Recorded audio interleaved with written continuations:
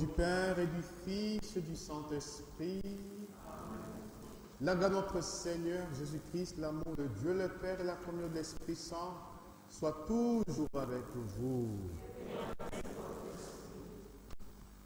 Alléluia, alléluia, nous venons de le chanter. L'antienne d'ouverture, acclamez Dieu toute la terre, chantez à la gloire de son nom, rendez-lui grâce, louez-le, alléluia. Je pense que cet alléluia doit retentir dans nos cœurs. Pendant ce temps de Pâques, vous tous qui suivez cette messe à travers les réseaux sociaux, vous les habitants de Lubumbashi, l'Eucharistie est vraiment source et sommet la vie chrétienne. Dans l'Eucharistie, le ressuscité, non seulement il nous comble de sa paix, il nous apporte la lumière qui dissipe les ténèbres relatives au péché, ces péchés qui nous éloignent de Dieu. Reconnaissons, bien-aimés, que tous nous sommes des pauvres pécheurs et que nous avons besoin de sa divine miséricorde.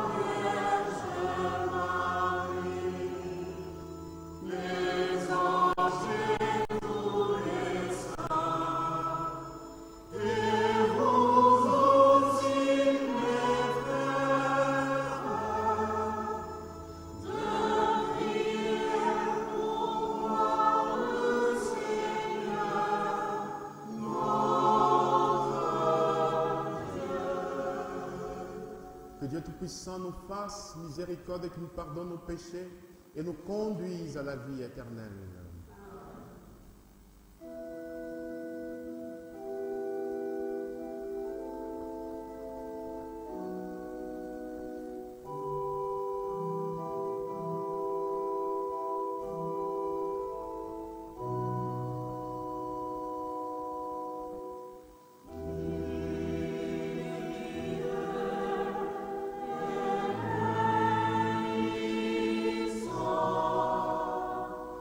Qui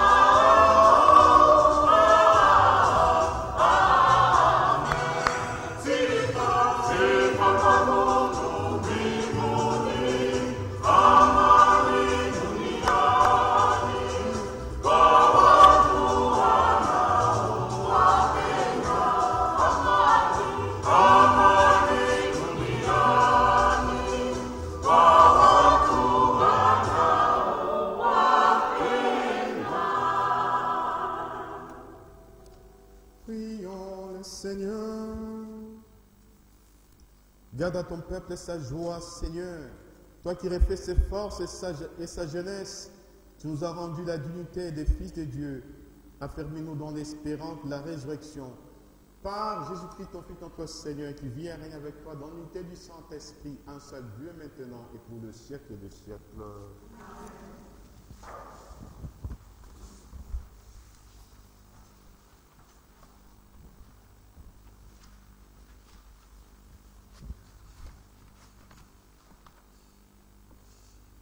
Lecture du livre des Actes des Apôtres. Le jour de la Pentecôte, Pierre, debout avec les 11 autres apôtres, prit la parole. Il dit d'une voix forte: Habitants de la Judée, et vous tous qui séjournez à Jérusalem, comprenez ce qui se passe aujourd'hui. Écoutez bien ce que je vais vous dire. Il s'agit de Jésus le Nazaréen, cet homme dont Dieu avait fait connaître la mission en accomplissant par lui des miracles, des prodiges et des signes au milieu de vous, comme vous le savez bien. Cet homme, livré selon le plan et la volonté de Dieu, vous l'avez fait mourir en le faisant clouer à la croix par la main de païens. Or Dieu l'a ressuscité en mettant fin aux douleurs de la mort, car il n'était pas possible qu'elle le retienne en son pouvoir. En effet, c'est de lui que parle le psaume de David. Je regardais le Seigneur sans relâche.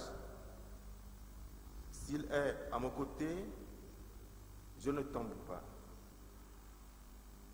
Oui, mon cœur est dans l'allégresse, ma langue chante la joie, ma chair elle-même repose dans l'espérance. Tu ne peux abandonner à la mort, ni laisser ton fidèle connaître la corruption.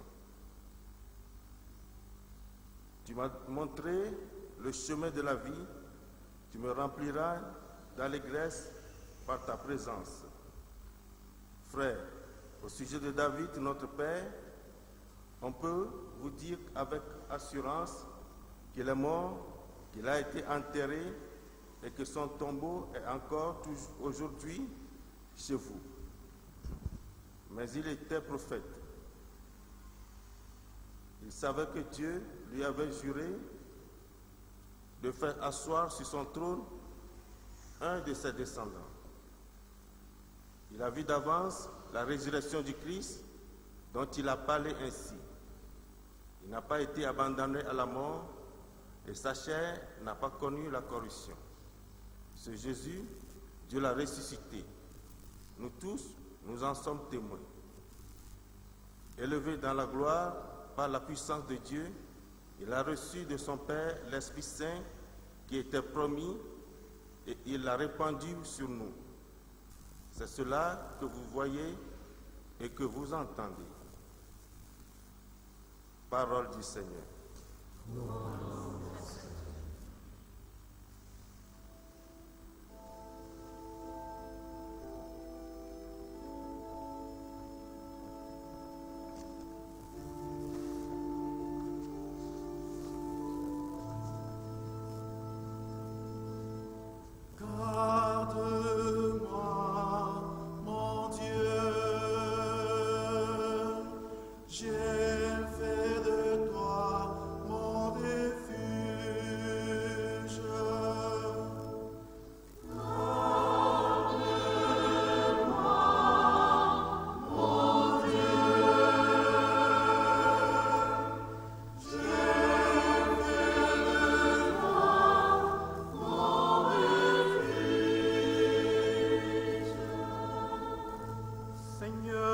Partage ma coupe, de toi dépend mon sort. Je bénis le Seigneur qui me conseille, même la nuit mon cœur m'avertit. Je garde le Seigneur devant moi sans relâche. Il est à ma droite, je suis inébranlable. Mon Dieu exulte mon âme et ton ma chair me repose en confiance. Garde-moi, mon Dieu.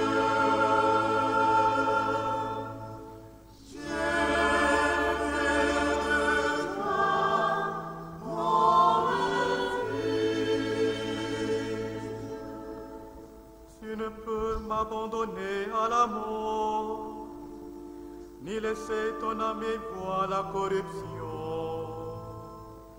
Je n'ai pas d'autre bonheur que toi.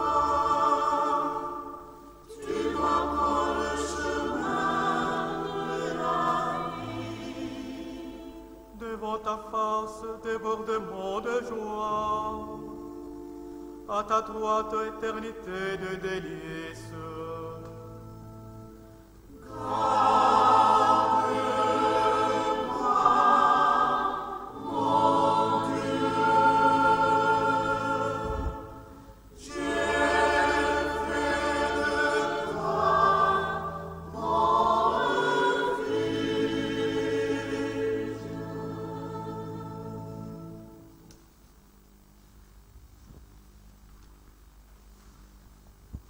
Deuxième lecture.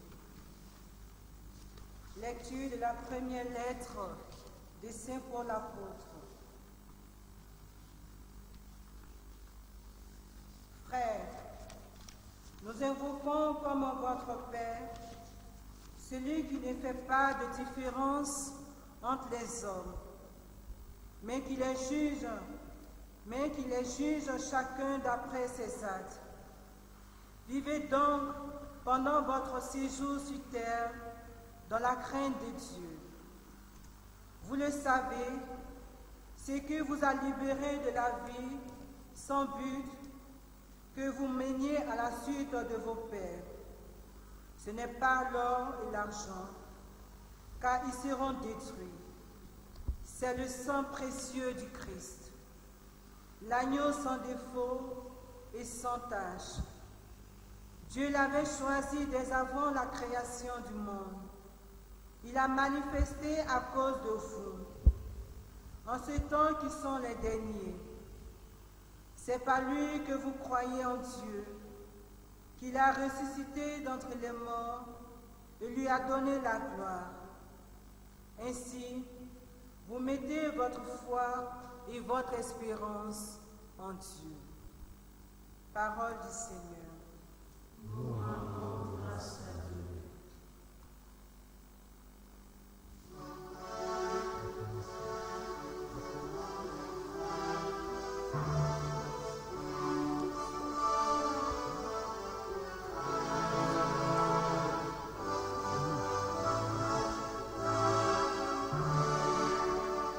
Voici le jour que fit le Seigneur. Alléluia, Alléluia, Alléluia, Alléluia. Jour d'allégresse, jour de joie. Seigneur Jésus, fais-nous comprendre les Écritures, que notre cœur devienne brûlant, tandis que tu nous parles.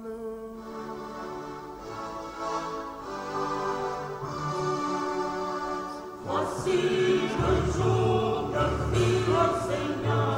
Alléluia, Alléluia, Alléluia, Alléluia.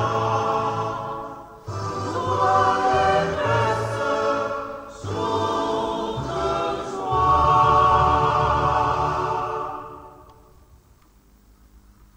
Le Seigneur soit avec vous.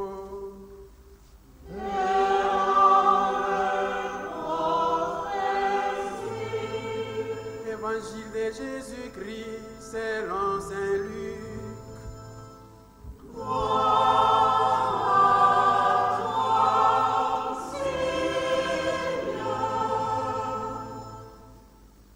Luc chapitre 24e du 13e au 35e verset. Le troisième jour après la mort de Jésus, 2 disciples faisaient route vers un village appelé Emmaüs. À 2 heures de marche de Jérusalem, ils parlaient de tout ce qui s'était passé. Or, tandis qu'ils parlaient et discutaient, Jésus lui-même s'approcha et il marchait avec eux. Mais leurs yeux étaient aveuglés et ils ne reconnaissaient pas. Jésus leur dit, « De quoi causiez-vous donc tout en marchant ?» Alors ils s'arrêtèrent tout tristes. L'un des deux, nommé Cléophas, répondit, « Tu es bien le seul de tous ceux qui étaient à Jérusalem à ignorer les événements de ces jours-ci. » Il leur dit, « Quel événement ?» Ils répondirent, « Ce qui est arrivé à Jésus de Nazareth, cet homme était un prophète puissant par ses actes et ses paroles devant Dieu et devant tout le peuple. Les chefs de prêtres et nos dirigeants l'ont livré. Ils l'ont fait condamner à mort et ils l'ont crucifié. Et nous qui espérions qu'il serait le libérateur d'Israël. Avec tout cela, voici déjà le 3e jour qui passe depuis que c'est arrivé. À vrai dire, nous avons été bouleversés par quelques femmes de notre groupe. Elles sont allées au tombeau de très bonne heure et elles n'ont pas trouvé le corps. Elles sont même venues nous dire qu'elles avaient eu une apparition des anges qui disaient qu'il est vivant. Quelques-uns de nos compagnons sont allés au tombeau et ils ont trouvé les choses comme les femmes l'avaient dit. Mais lui, ils ne l'ont pas vu. Il leur dit alors, « Vous n'avez donc pas compris, comme votre cœur est lent à croire tout ce qu'ont dit les prophètes. Ne fallait-il pas que le Messie souffrit tout cela pour entrer dans sa gloire? Et en partant de Moïse et de tous les prophètes, il leur expliqua dans toute l'Écriture ce qui le concernait. Quand ils s'approchèrent du village où ils se rendaient, Jésus fit semblant d'aller plus loin. Mais ils s'efforcèrent de le retenir. « Reste avec nous. » Le soir approche et déjà le jour baisse. Il entra donc pour rester avec eux. Quand il fut à table avec eux, il prit le pain, dit la bénédiction, le rompit et leur donna. Alors leurs yeux s'ouvrirent et ils le reconnurent, mais il disparut à leur égard. Alors ils se dirent l'un à l'autre, « Notre cœur n'est-il pas brûlant à nous ?» Tandis qu'il nous parlait sur la route et qu'il nous faisait comprendre les Écritures. À l'instant même, ils se levèrent et retournèrent à Jérusalem. Ils y trouvèrent réunis les 11 apôtres et leurs compagnons qui leur dirent, « C'est vrai, le Seigneur est ressuscité. Il est apparu à Simon-Pierre. » À leur tour, ils racontaient ce qui s'était passé sur la route et comment ils l'avaient reconnu quand ils avaient rompu le pain. Acclamons la parole de Dieu.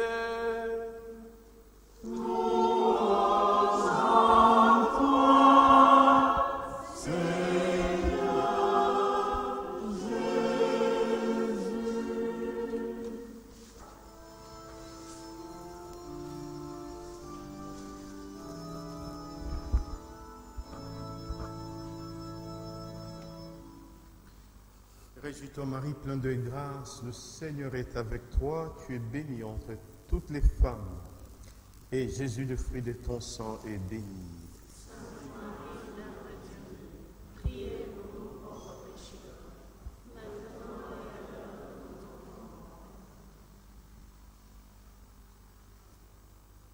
La première lecture nous parle, la première prédication de l'apôtre Pierre. Une prédication, on pourrait dire kérimatique, où il annonce la mort et la résurrection de Jésus. Une prédication qui relève d'abord du don de l'Esprit. Ce n'est pas l'apôtre Pierre qui était timide, qui était tellement scandalisé par les événements, la passion de la mort de Jésus. Mais nous voyons, il devient tellement audacieux. Devant 3000 personnes, quand il prend la parole, il parle avec assurance. Je peux résumer cette prédication en 3 aspects. Le premier aspect, c'est Jésus que vous avez crucifié. C'est Jésus que vous avez mis à mort. Deuxième aspect, Dieu l'a ressuscité des morts. Troisième aspect, élevé à la gloire de Dieu le Père, il a reçu la promesse de l'Esprit. C'est cet Esprit qu'il a répandu sur vous et nous en sommes tous témoins. Mais bien aimés, ici, nous regardons très bien. La prédication de l'apôtre Pierre est porteuse d'une grande accusation. Il se situe devant 3000 personnes. C'est Jésus que vous avez mis à mort. Ces 3000 personnes-là, étaient-elles là lorsque Jésus était persécuté? Étaient-elles là lorsqu'on enfonçait des clous dans sa chair? Étaient-elles là lorsqu'on posait la couronne d'épines sur sa tête? Est-ce qu'elles entendaient lorsqu'on disait « Relâchez Barabbas, crucifiez-le, crucifiez-le » Ces 3000 personnes étaient-elles là? Pourquoi une telle accusation? Si je faisais partie de ces 3000 hommes, j'allais lever ma main et dire « Non, ces événements ne me concernent pas. Je n'étais pas là, je ne connais pas Jésus. Mais pourquoi une telle accusation? Mes bien-aimés, voyez, la mort de Jésus était devenue, après la Deuxième Guerre mondiale, une question fondamentalement historique. Qui a tué Jésus? Pour certains, la mort de Jésus revenait au pouvoir politique. Ce sont les Romains qui ont tué Jésus. Pour d'autres encore, la mort de Jésus revenait au pouvoir religieux. Ce sont les Juifs de l'époque. Pour d'autres encore, c'est un pouvoir politico-religieux. Qui a tué Jésus? Nous pouvons aussi nous dire que nous n'avons pas tué Jésus. Et pourtant, cette accusation-là nous concerne. Nous avons mis à mort notre Seigneur Jésus. C'est comme le roi David, après avoir commis un double péché, lorsque le prophète Nathan vient le voir. Ô roi, à supposer dans ton royaume, il y a un homme qui a 99 brebis, un autre n'en a qu'une seule. Celui qui a 89 brebis, laisse les 99, va prendre la brebis de celui qui n'en a qu'une seule. Que feras-tu de cet homme s'il était dans ton royaume? Le roi se lève, lui déchire ses habits en disant, cet homme doit être mis à mort. Et le prophète Nathan, les doigts pointés sur le roi David, cet homme c'est toi. Il me semble que lorsque nous disons que nous n'avons pas tué Jésus, il y a un doigt qui nous pointe. Cet homme, c'est toi. Cet homme, c'est chacun d'entre nous. Mais bien-aimés, c'est la vérité. C'est le noyau central de notre foi. L'apôtre Paul nous dit, 1 Corinthiens 15, verset 3, le Christ était mis à mort à cause de nos péchés. Il était mis au tombeau. Il ressuscita le troisième jour, conformément aux Écritures. Si le Christ a été mis à mort à cause de nos péchés, c'est que nous l'avons mis à mort.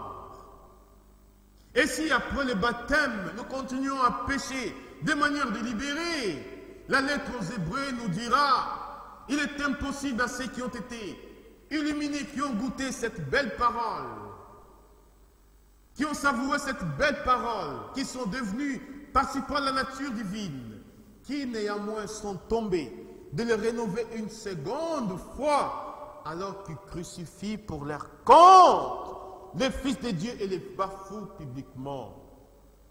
Mais bien-aimés, nous avons tous tué Jésus. Nous l'avons crucifié. Si le Christ était mis à mort à cause de nos péchés, Jésus n'est pas mort tout simplement à la persécution. Il est l'agneau sans tache. Comme nous le disons dans l'Eucharistie, l'agneau qui enlève le péché du monde. Le prophète Isaïe l'a dit bien avant, Isaïe 53, 4 à 7. C'était nos maladies qu'il portait, nos douleurs dont il était accablé, et nous autres les signes frappés de Dieu, les châtiments qui nous rendent la paix sur lui. C'est dans ces plaies que nous trouvons notre guérison. Oh, si le monde pouvait comprendre cela, je pense que le mal s'éloignerait. Si le monde pouvait comprendre cela, je pense que nous allions arrêter de pécher. Si le monde pouvait comprendre cela, il y aurait des conversions. Nous avons tué Jésus, nous l'avons mis à mort. Mais, voilà la victoire. On pense qu'avec la mort, c'est la finalité. On pense qu'avec la mort, il n'y a plus d'issue. Pour nous les chrétiens, la mort n'est pas devant nous. La mort est derrière nous parce qu'elle a été traversée par la victoire du mystère pascal. Dieu l'a ressuscité de mort. Voilà la victoire de notre Seigneur Jésus. Voilà le temps dans lequel nous sommes. Si dans la mort de Jésus, il a porté le péché de l'humanité, à quoi nous servirait la résurrection de Jésus d'entre les morts? L'apôtre Paul nous donne une réponse dogmatique. Romains 4, 25. Livré pour nos péchés ressuscité pour notre justification. Si Jésus est ressuscité, il nous a revêtus alors de la justice de Dieu. Insulté, il n'a pas rendu l'insulte. Maltraité, il n'a pas menacé. Mais s'en remettait à celui qui juge avec justice, lui qui sur le bois de la croix a porté dans nos corps, dans son corps nos péchés, afin que mort à nos péchés, nous devenions alors justice de Dieu. Et qu'est-ce que c'est la justification? C'est l'acte par lequel Jésus-Christ, en tant qu'agneau de Dieu, ôte le péché et nous revêt maintenant de la justice. Et cette justice, ce n'est rien d'autre que la lumière de Dieu qui dissipe les ténèbres. Nous devenons par la résurrection de Jésus d'entre les morts, resplendissant de la lumière de Dieu. Élevé à la gloire de Dieu le Père, il a reçu l'esprit de la promesse. C'est cet esprit qu'il a répandu sur nous. Dans la résurrection de Jésus, il y a une Pentecôte. Jésus a posé des gestes quand il est ressuscité à l'endroit des apôtres. Le premier geste, il leur a dit, la paix soit avec vous. La paix soit avec vous. Jean 22, verset 20. Jésus souffla sur eux, leur dit, recevez le Saint-Esprit. Vous voyez, la première Pentecôte dans l'histoire de l'humanité a eu lieu avec la création de l'homme. Quand Dieu a créé l'être humain n'était que la matière. Dieu a insufflé. Et cette matière est devenue alors un être vivant. C'est la première Pentecôte. Il y a eu autant de Pentecôtes dans l'histoire. Si le Saint-Esprit, la roue, et avant tout les souffles, le vent. Et quand Jésus, après sa résurrection, il a soufflé sur les apôtres. Ce geste-là est prophétique. La mort de Jésus, ça a été la remise de la vie de Jésus entre les mains du Père. Ma vie, il ne la prend, c'est moi qui la donne. Et nous voyons quand Jésus a expiré. C'est Saint Jean, c'est très fort. L'évangile, selon Saint Jean chapitre 19.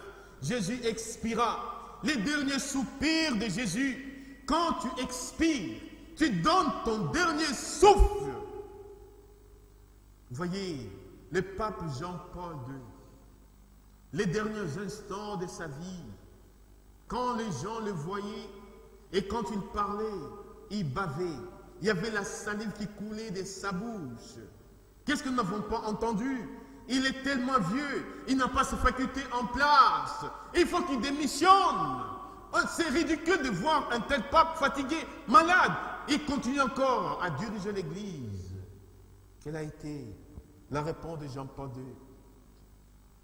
Tant que le souffle est encore au-dedans de moi, je vivrai et j'annoncerai les merveilles de Dieu. Vous voyez, quand le roi David, après avoir péché, dans sa repentance, il demande à Dieu, ne retire pas de moi ton esprit. Si Dieu, quand Dieu retire l'esprit, les souffles dedans de nous, nous expirons. Mais quand Jésus est mort sur la croix, les derniers soupirs de Jésus a été l'effusion du Saint-Esprit sur le monde. Dans la mort de Jésus, il y a une nouvelle Pentecôte. C'est cet esprit-là dans sa mort qu'il a remis entre les mains de Dieu le Père et élevé à la gloire de Dieu le Père. Il reçoit la promesse de l'Esprit. Il a reçu l'Esprit. C'est le même Esprit qu'il répand les jours de sa résurrection. L'apôtre Paul nous dit, si l'Esprit de celui qui a ressuscité, le Christ habite en vous, celui qui a ressuscité, Jésus, donnera la vie à vos corps mortels par le même Esprit. Mes bien-aimés, vivons un homme ressuscité. Vous voyez, quels sont ces hommes qui ont rencontré le visage du ressuscité? À l'instar de Marie-Madeleine au tombeau, elle est partie toute triste. déprimée.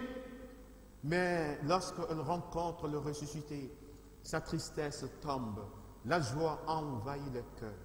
Quand tu rencontres le visage de celui qui est ressuscité, tu passes de la tristesse à la joie. Oh, cette joie ne dépend pas de ton état d'âme, parce que c'est le don du Saint-Esprit.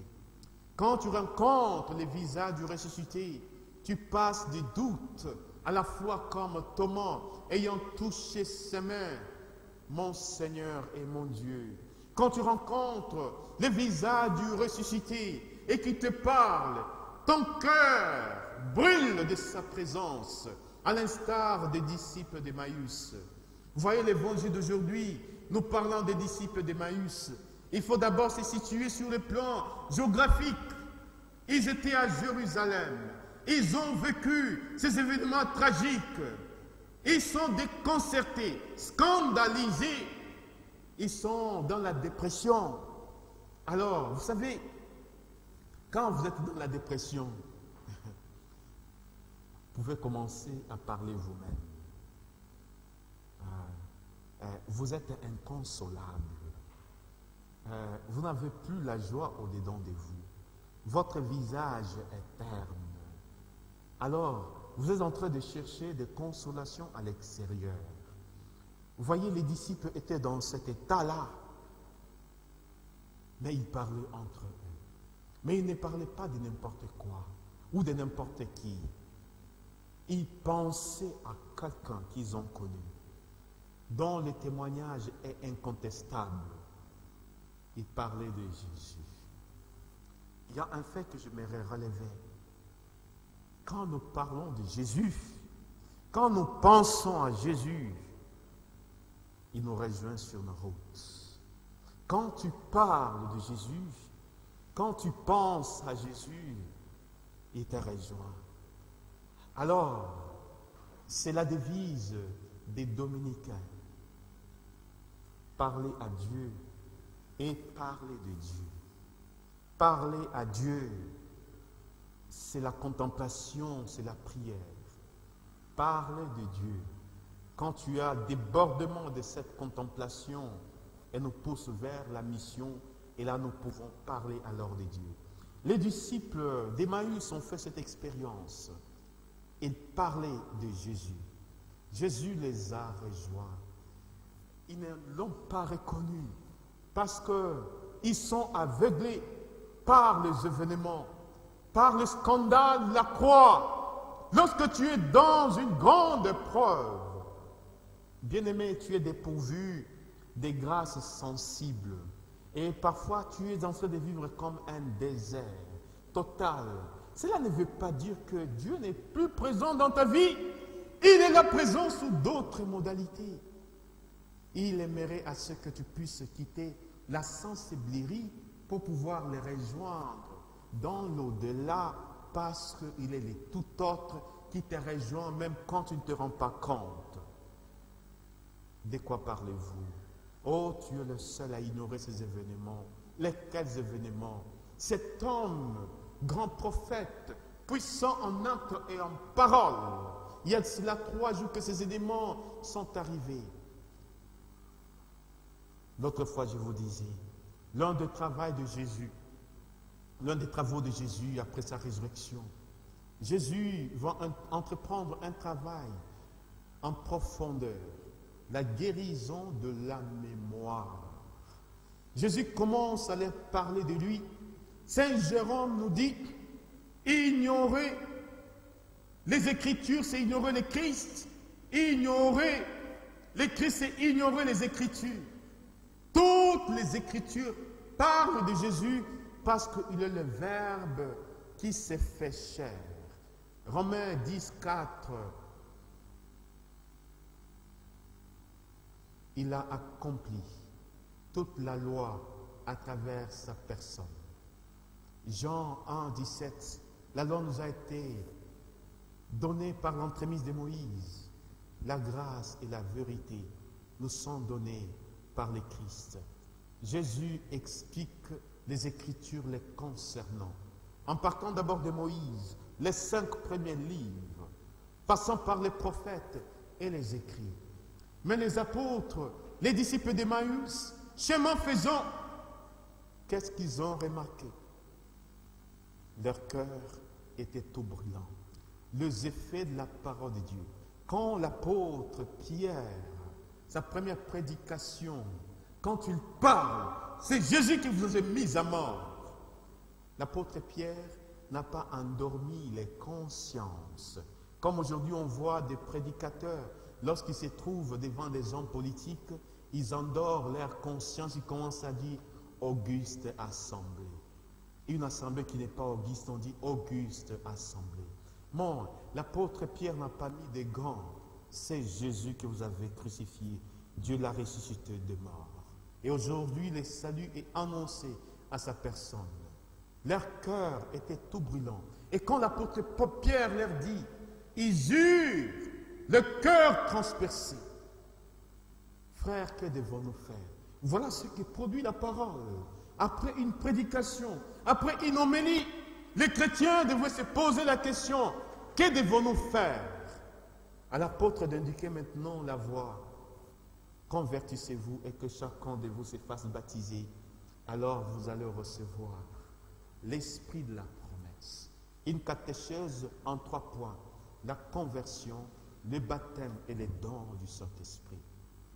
Le ressuscité aujourd'hui, il est présent dans le pain rompu. Nous voyons aujourd'hui, c'est que la catéchèse nous dit, la messe est composée de 2 grandes parties.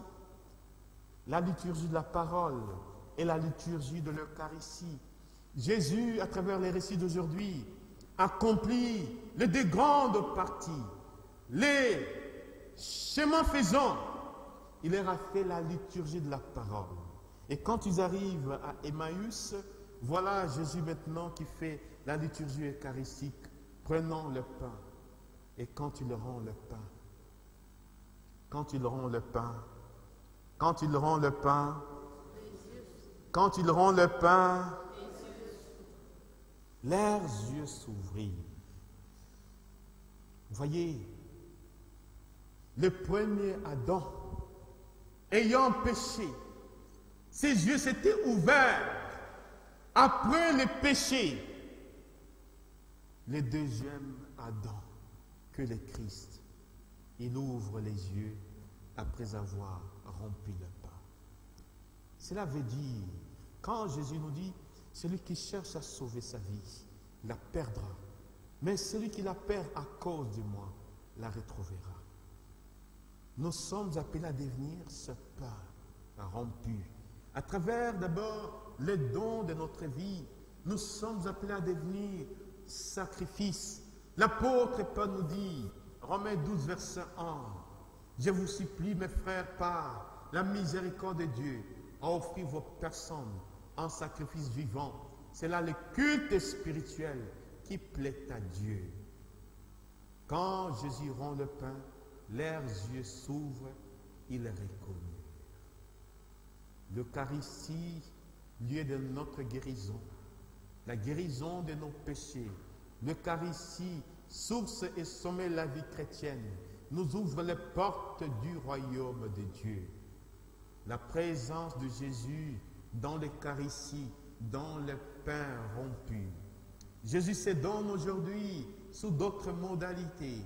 S'il s'est identifié fondamentalement à 2 choses, au pain et aux pauvres.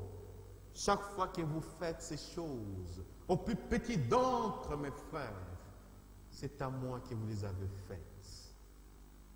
Nous trouvons la présence du ressuscité, non seulement dans les pains rompus, mais aussi dans chaque pauvre à qui nous donnons à manger, à qui nous donnons des vêtements, dans chaque prisonnier, dans chaque malade que nous visitons. Et là, il y a d'autres modalités, la présence de Jésus ressuscité. Celui qui est en face de moi, c'est le Christ ressuscité, parce qu'il nous communique la joie de la résurrection et les dons de la paix.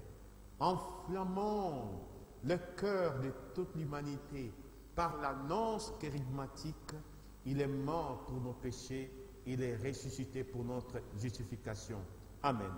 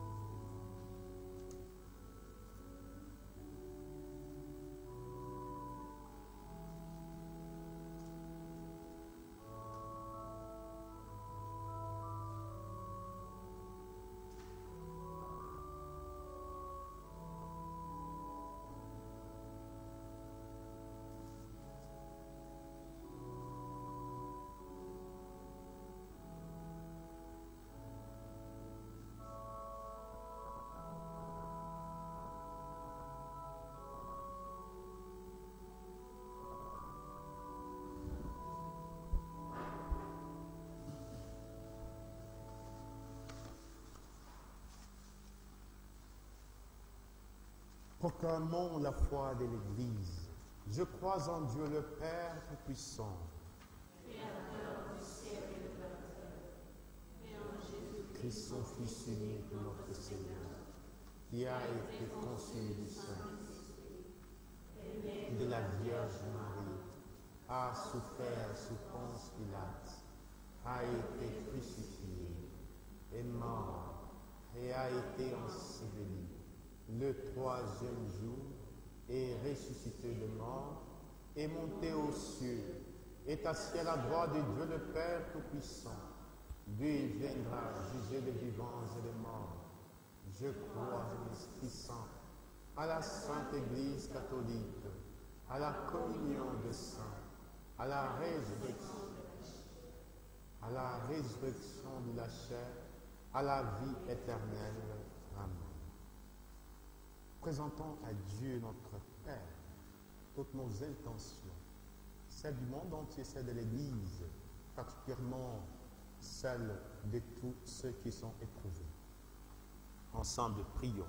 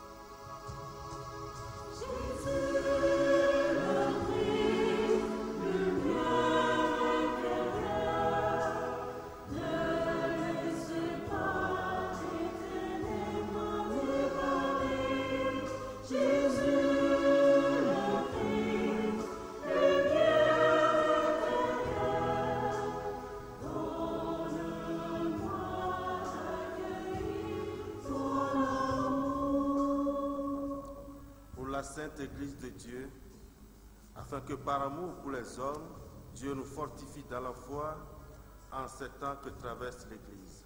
Seigneur, nous te prions.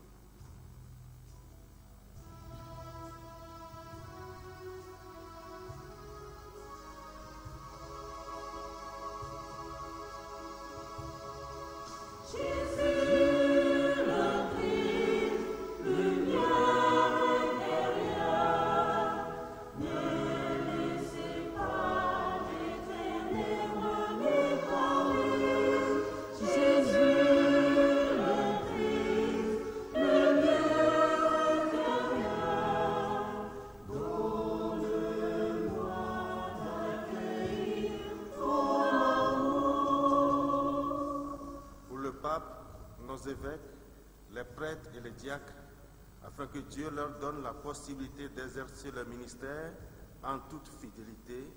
Seigneur, nous te prions.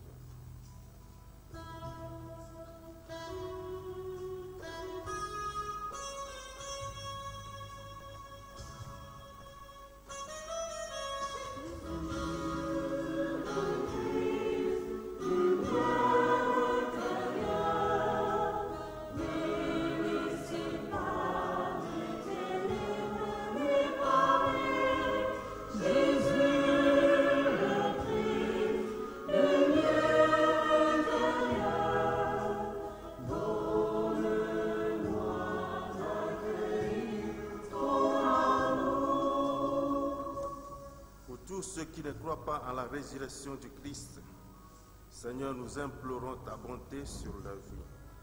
Ensemble, prions le Seigneur.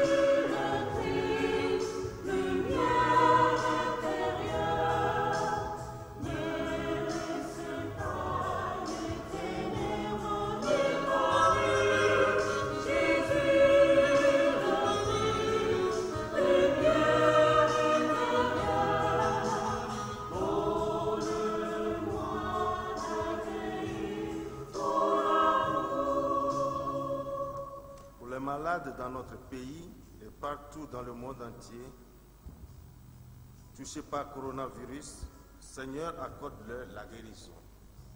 Dieu notre Père, nous te prions.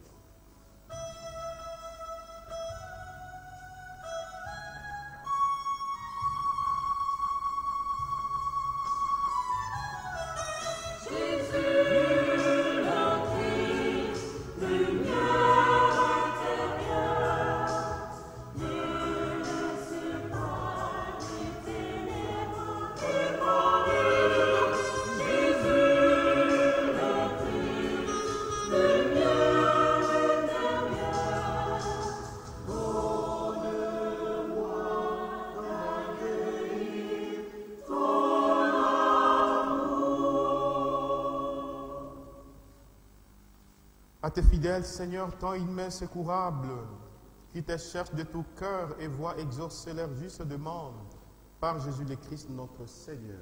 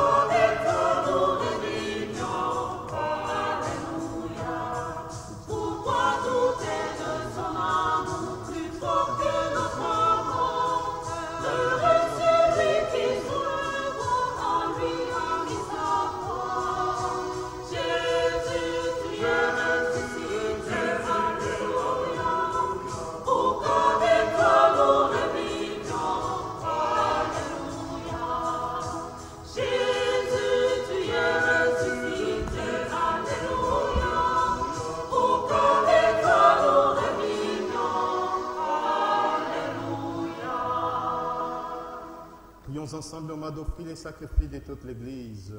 Pour la gloire de Dieu et le salut. Accueille, Seigneur, les dons de ton Église, en fait. Tu es à l'origine d'un si grand bonheur qui s'épanouit en joie éternelle. Par Jésus-Christ, ton Fils, notre Seigneur, qui vit et règne avec toi dans l'unité du Saint-Esprit, un seul Dieu maintenant et pour le siècle des siècles. Amen. Le Seigneur soit avec vous.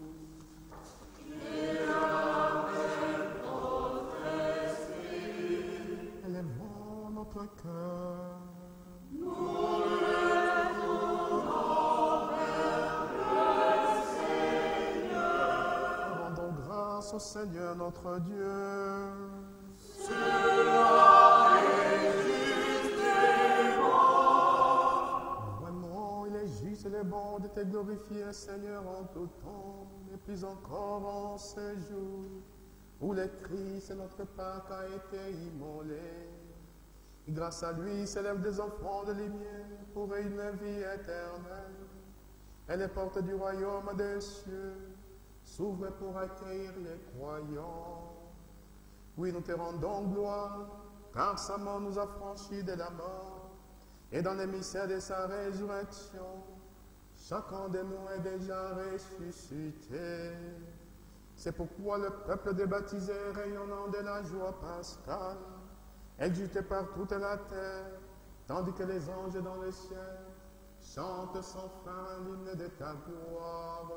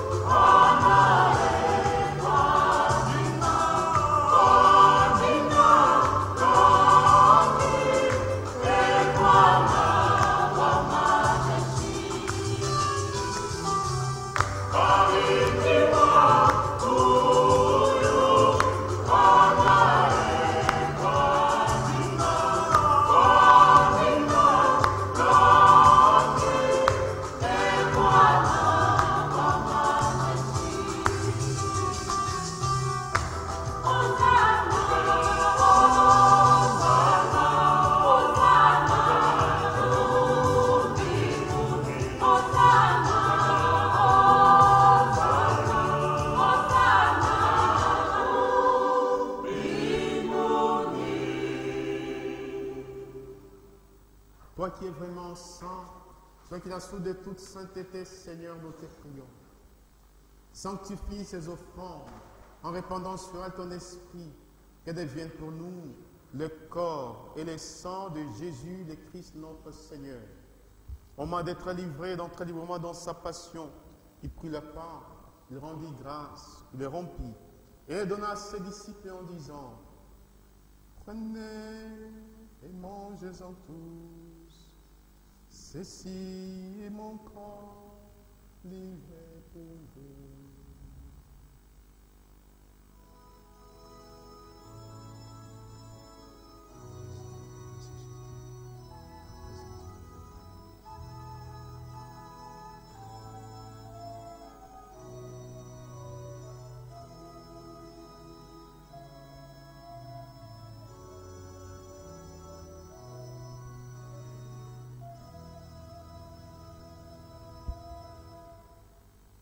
De même, à la fin du repas, il prit la coupe, d'une voix rendit grâce, et la donna à ses disciples en disant, prenez et buvez-en tous, car ceci la coupe de mon sang, le sang de l'alliance nouvelle et éternelle, qui sera levé et s'éprouvé pour la multitude, en rémission de péchés.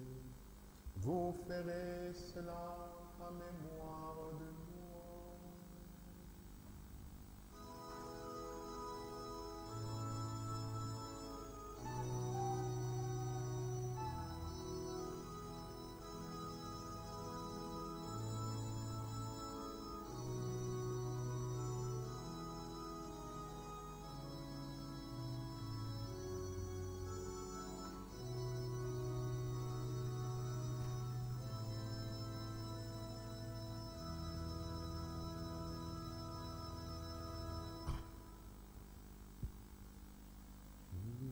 Connu la mort,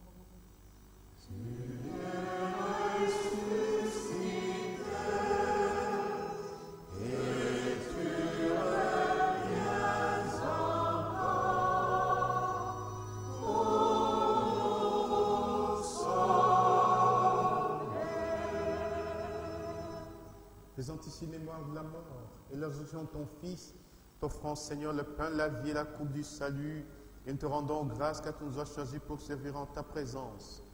Humblement te demandons qu'en ayant part au corps au sang du Christ, nous soyons rassemblés par l'Esprit Saint en un seul corps. Tu viens t'enseigner ton Église répandue à travers le monde. Fais-la grandir dans ta charité avec les papes François, notre archevêque Jean-Pierre Tafunga et tous ceux qui ont la chair de ton peuple. Jetons nos frères et ceux qui sont endormis dans l'espérance de ta résurrection et de tous les hommes qui ont quitté cette vie. Nous te prions, Seigneur, pour le défunt de nos familles, les âmes du purgatoire, les victimes des guerres et des accidents. Reçois-les dans ta lumière auprès de toi. Si nous tous, enfin, nous implorons ta bonté, l'implorons, Père, sur toutes les intentions pour lesquelles nous disons cette Eucharistie, l'implorons sur toutes les victimes des coronavirus, l'implorons pour les familles éprouvées. Permets qu'avec la Vierge Marie, la bienheureuse Mère de Dieu, avec les apôtres, les saints qui ont été dans ton amitié, nous ayons part à la vie éternelle que nous chantions ta louange, par Jésus-Christ, ton Fils bien-aimé.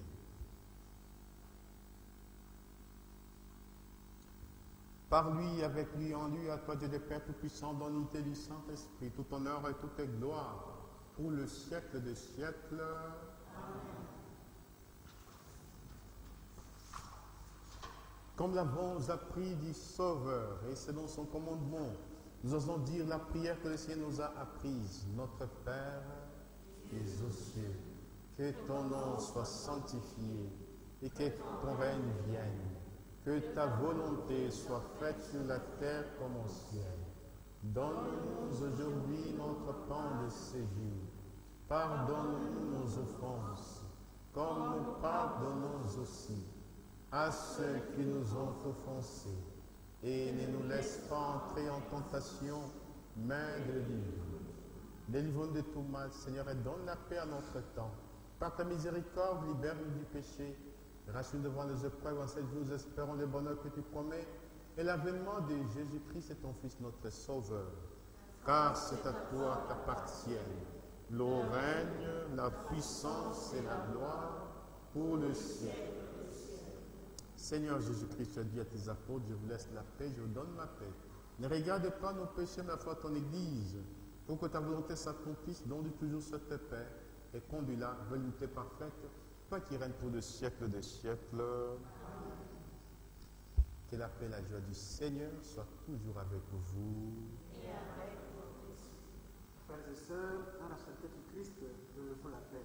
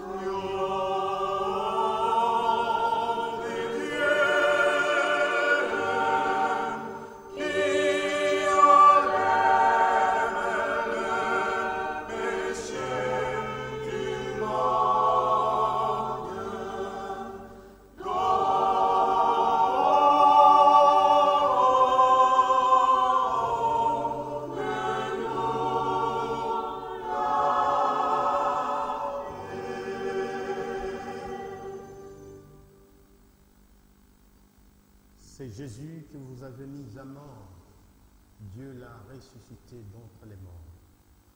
Heureux sommes d'être invités au repas du Seigneur. Et voici l'agneau de Dieu, celui qui enlève le péché du monde.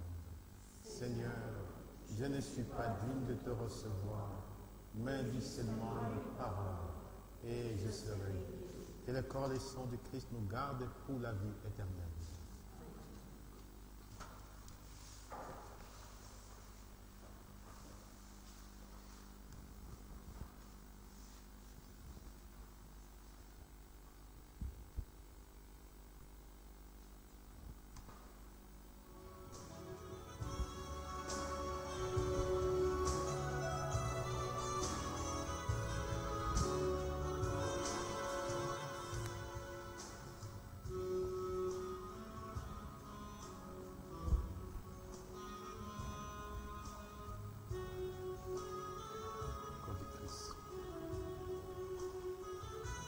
Le corps du Christ.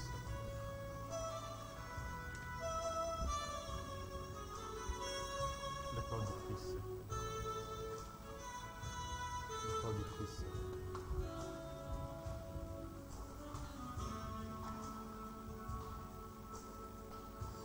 Le corps du Christ. Le corps du Christ.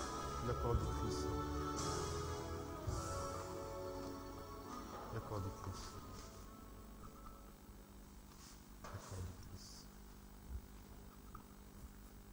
Christ. Le corps du Christ.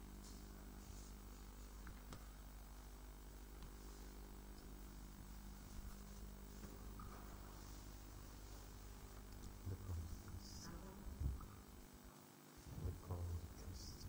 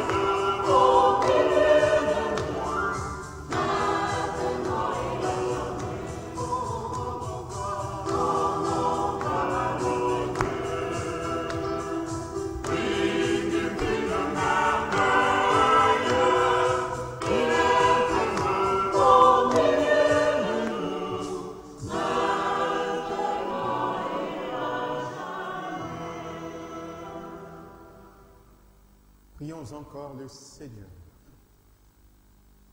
Regarde avec bonté, Seigneur, le peuple que tu as rénové par tes sacrements. Accorde-nous de parvenir à la résurrection bienheureuse, toi qui nous as destinés à connaître ta gloire, par Jésus-Christ, ton Fils, notre Seigneur, qui vit et règne avec toi, dans l'unité du Saint-Esprit, un seul Dieu, maintenant et pour le siècle des siècles. Le Seigneur soit avec vous et que Dieu Tout-Puissant vous bénisse, le Père, le Fils et le Saint-Esprit. Allons dans la joie et la paix du Christ. Alléluia. Alléluia.